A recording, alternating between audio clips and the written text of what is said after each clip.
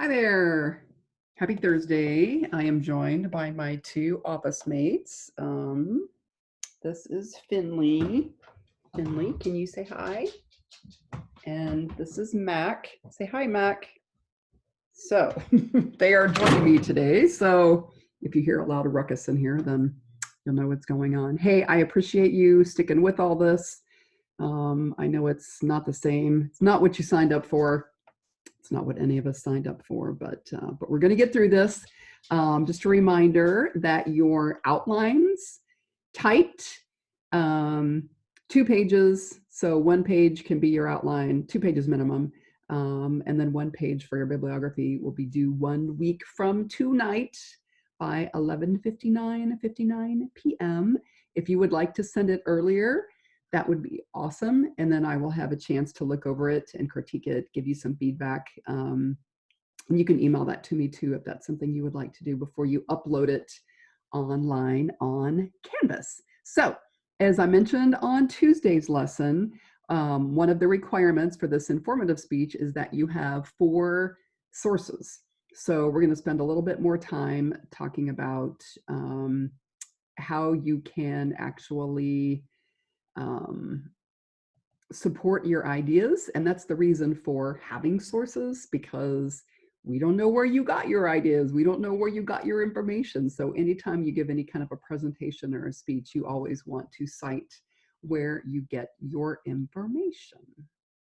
So 3 different ways, 3 different types of supporting materials you can use in your speech include examples. It can be a real example, something that actually happened. It can be an imaginative example.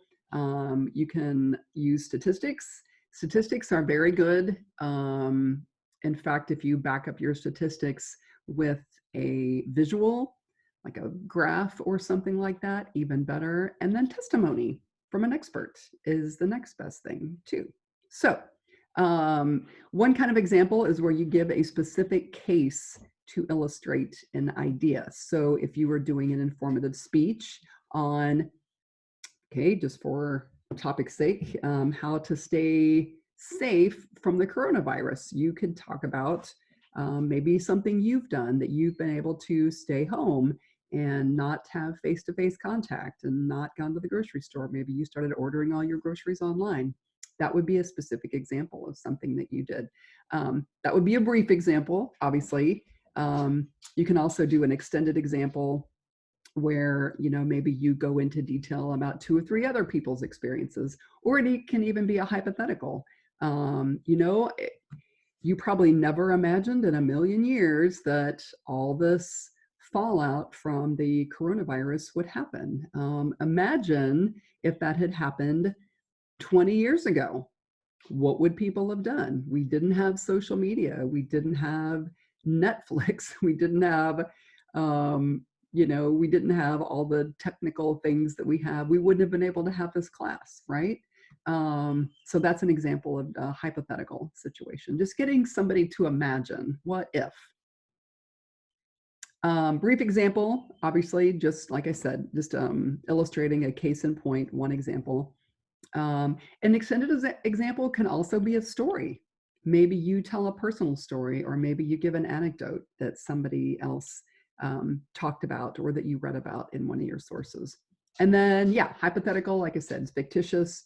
Imagine if, what if? And I think those are always very interesting because you get the audience to be involved in using their imagination as well. So some things you want to keep in mind when you are using examples. You obviously want to clarify.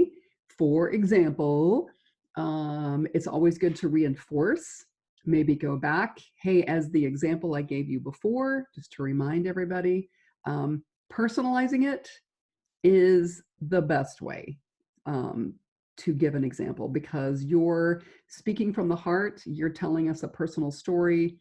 We're going to relate to that. We're going to feel that. We're going to feel your emotion. And that's always really good. Anytime you can make your examples vivid, like I always say, paint a picture, create something that we can see in our minds is always better. And that helps you remember too. And then you definitely want to practice your examples. Testimony, also a great way to give an example, whether it's a direct quotation from an expert or which you've read in a book, you've got from a source, or maybe from in person as well. And then there's peer testimony, which is somebody maybe that's just experienced something that you're talking about. So, maybe you interviewed a friend that is maybe they're somebody that's having to work right now, and you talk to them about, hey, what ways are you keeping yourself safe, what ways are you keeping yourself from getting sick, and that kind of thing. That would be an example of a peer testimony.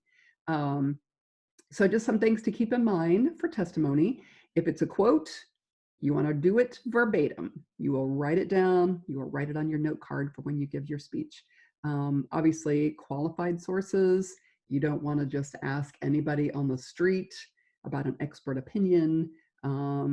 You want to use an unbiased source, and that getting harder and harder to do these days. It seems like a lot of information you get is biased, is one side or the other, or becomes politicized. So you want to stay away from that just for your own credibility. And you definitely want to identify the source. Where did you get this idea from? Where did you get this testimony from? Who told you? Who said it? Why should we believe them? So one other thing to remember when you are citing your sources in your speech, and it's a minimum of 4, the 4 things you want to include so you get credit for that is where the source came from.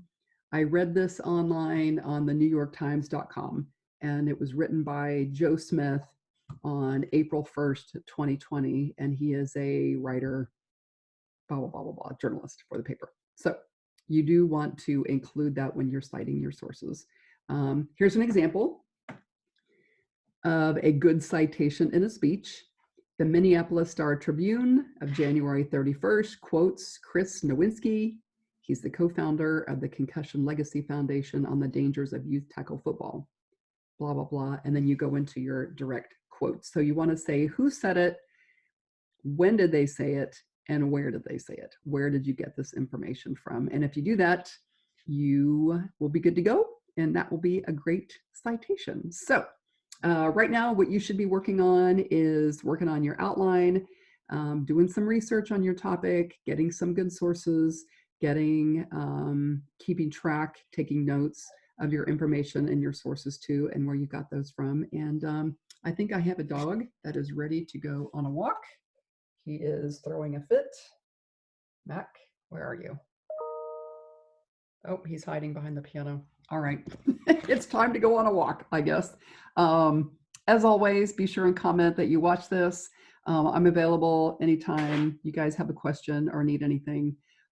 Just let me know. And good luck on your outlines. Let me know if you need anything. Take care. Bye.